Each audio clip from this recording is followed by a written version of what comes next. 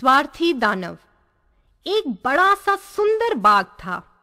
प्रतिदिन शाम को पाठशाला से लौटते समय बच्चे बाग में जाते और खेला करते थे। उसमें कोमल हरी घास के गलीचे बिछे थे। घास के आसपास तारों के समान सुंदर फूल खिले रहते थे। उस बाग में शफ्तालू के 12 पेड़ थे, जो वसंत ऋतु में गुलाबी कलियों से लहलहा उठते और शरद ऋतु में फलों से लद जाते थे। उन पेड़ों पर बैठकर पक्षी इतना सुंदर गान करते कि बच्चे भी अपना खेल छोड़कर मुग्ध होकर उसे सुनते थे। ओह, हम कितने सुखी हैं, वे आपस में कहते थे। वह बाग एक दानव का था। वह दानव सुदूर देश में रहने वाले अपने एक मित्र के यहाँ गया था। वहां पर 7 वर्षों तक रहने के बाद उसने अपने किले में लौट आने का निश्चय किया। जब वह लौटा तो उसने अपने बाग में बच्चों के झुंड को खेलते देखा। तुम लोग यहाँ क्या कर रहे हो? उसने चिल्लाकर कठोर स्वर में कहा। बेचारे बच्चे डर कर भाग गए। दानव ने कहा, यह बाग मेरा है। सबको जान लेना चाहिए कि मेरे बगीचे में मेरे अलावा कोई दूसरा पैर भी नहीं रख सकता। उसने बाग के चारों ओर एक बड़ी दीवार बनवा दी और द्वार पर एक सूचना लगवा दी, प्रवेश निषेध। वह एक स्वार्थी दानव था। बेचारे बच्चों के लिए खेल की और जगह नहीं रही। वे सड़क पर ही खेलते, पर सड़क पर धूल थी, नुकीले पत्थर थे, उन्हें वह जगह पसंद नहीं थी। पढ़ाई हो जाने के बाद वे बगीचे की दीवार के चारों ओर चक्कर लगाते और उस सुंदर बगीचे की तारीफ करते। ओह, हम इसमें कितने सुखी थे, वे आपस में कहते। वसंत का आगमन हुआ। सारा देश नन्ही नन्ही कलियों और छोटे छोटे पक्षियों से सुशोभित हो उठा। उस स्वार्थी दानव के बगीचे में अभी तक शीतकाल ही बना हुआ था। उसके बाग में पक्षी न बसेरा करते न नाचते गाते। पौधे भी वहां फलना फूलना भूल गए। एक दिन एक सुंदर से फूल ने घास में से अपना मुंह दिखाया था, किंतु प्रवेश निषेध की उस सूचना को देखकर उसे बच्चों के लिए इतना रंज हुआ कि वह उसी धरती की गोद में समा गया, फिर कभी बाहर नहीं आया। इस बाग पर किसी की मेहरबानी थी तो बर्फ और कोहरे की। वसंत तो इस बाग को अछूता ही छोड़ गया है। उन्होंने कहा, चलो वर्ष भर हम इसमें निर्वाह करेंगे। बर्फ ने अपनी सफेद चादर से बगीचे की हरियाली को ढक लिया। कोहरे ने बड़े वृक्षों पर सफेदी चढ़ा दी। उन्होंने उत्तर की हवा को आमंत्रित किया और वह भी उनके साथ आकर रहने लगी। दिन रात ठंडी हवा के झोंके उस बगीचे में लहरें मारते। यह तो बड़े आनंद की जगह है, उन्होंने आपस में कहा। यहाँ तो ओले भी आ जाएं तो अच्छा। ओले भी पड़ने लगे।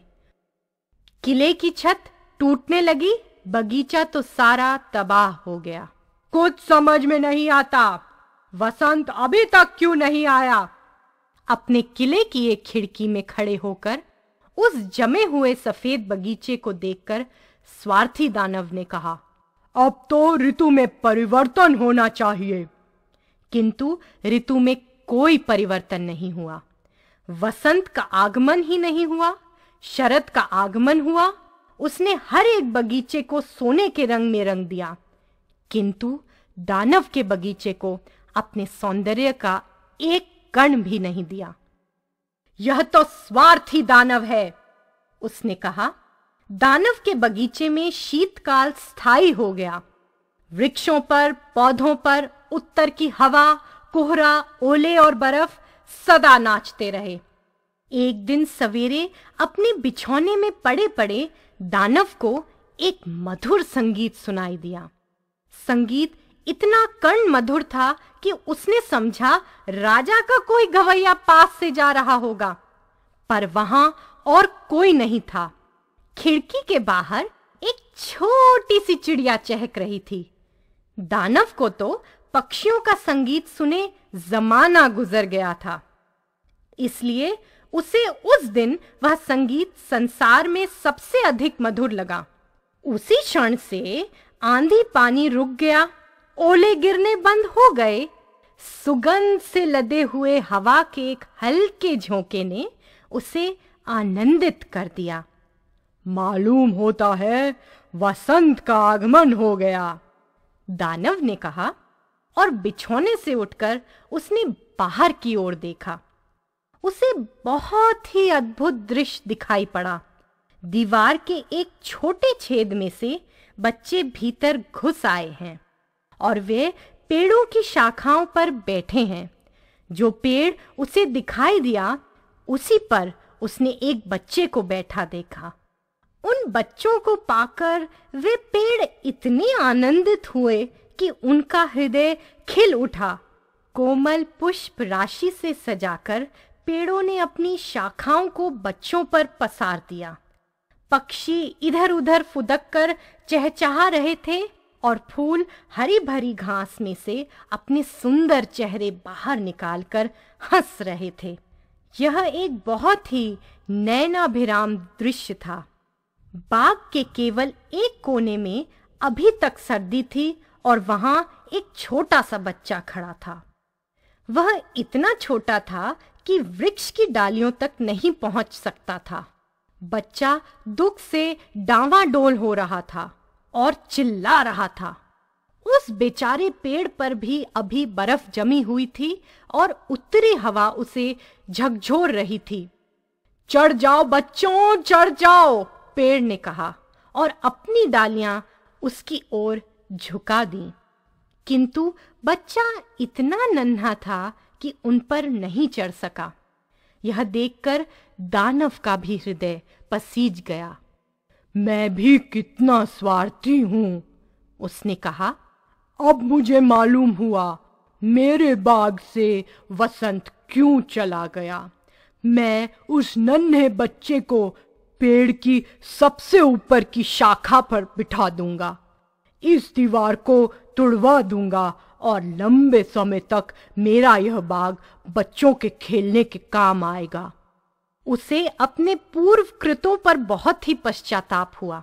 नीचे उतरकर आहिस्ते से दरवाजा खोलकर वह बगीचे में पहुंचा, किंतु उसे देखते ही बच्चे डर के मारे भाग गए।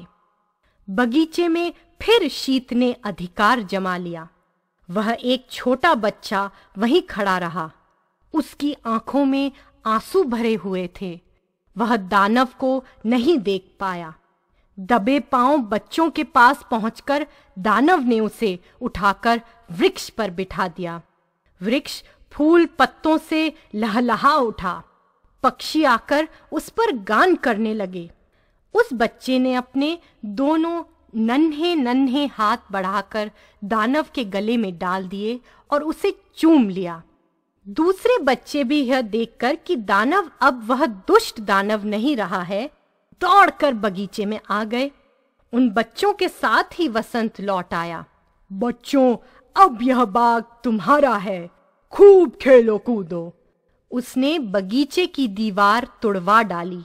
जब दोपहर को लोग बाजार जा रहे थे तो उन्होंने देखा दानव बच्चों के साथ उस अनुपम बाग में खेल रहा है।